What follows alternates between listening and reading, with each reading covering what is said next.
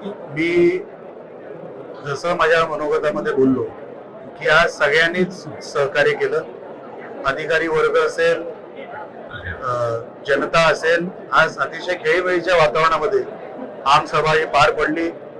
अनेक वर्षांनंतर 7-8 वर्षांनंतर ही आमसभा झाली. खरं तर आमसभेचा हेतू तर असतो ग्रामीण भाग आणि प्रशासकीय अधिकारी यामध्ये कुठे काही अडचण येऊ नये, त्यांची कामं व्हावी आणि लोकप्रतिनिधी म्हणून आमदार अध्यक्ष असल्यामुळे तळागाळापर्यंत ती कामं पोहोचावी असा त्या आमसभेचा हेतू असून इतके वर्ष ही आमसभा का झाली नाही हा माझ्यासारख्या कार्यकर्त्यासमोर प्रश्न पडलाय.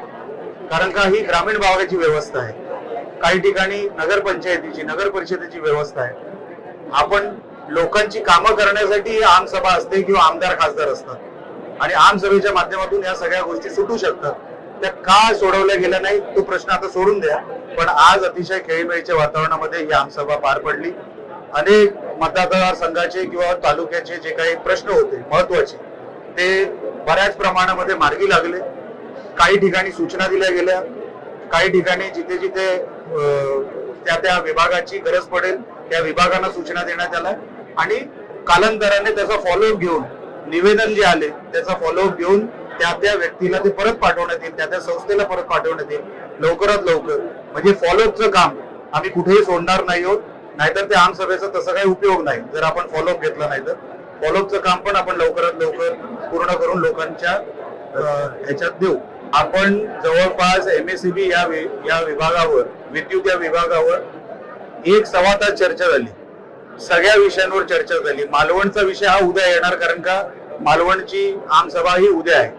कुडाळमध्ये जे प्रश्न होते सबस्टेशन दुरुस्ती, रिपेअर मेंटेनन्स, अंडरग्राऊंड केबलिंग आणि काही ठिकाणी जिथे नुकसान काही चेंज झाले, काही नुकसान जिथे होणार आहे असं वाटतं, साफसफाई झाडांची वगैरे जी काय आपल्याला पावसाळ्याच्या अगोदर करावी लागते ते सगळ्या सूचना प्रशासनाला दिलेल्या आहेत.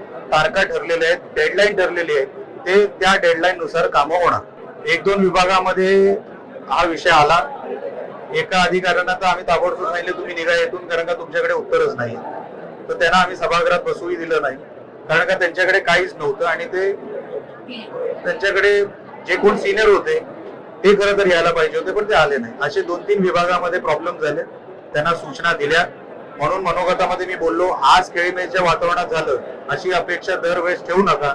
आता आपल्याला उत्तर द्यायचे आणि उत्तर देण्यासाठी अधिकाऱ्यांनी पण तेवढंच काम करावं एवढी प्रामाणिक इच्छा आहे. हे सगळे विषय आपण फॉरेस्ट डिपार्टमेंट, DFO असतील किंवा राज्य सरकाराचे संबंधित खात्याचे मंत्री असतील. मी सभागृहामध्ये सर्वात जास्त जर बोललो असेल तर वन खात्यावर बोललोय.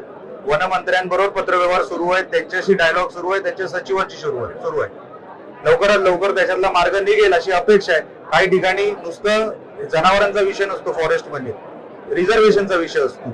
आकारीपड मध्ये फॉरेस्ट लागलेलं आहे, काही वनसंज्ञा लागलेले. या सगळ्या रिझर्वेशन रिझर्व करण्यासाठी पण आम्ही पाठपुरावा सुरू ठेवलेला आहे. लवकरात लवकर आकारीपड या विषयाचा आपल्याला कलेक्टर मॅडम कडून आणि बाकीच्या संबंधित खात्याकडून आपल्याला मार्ग निघेल.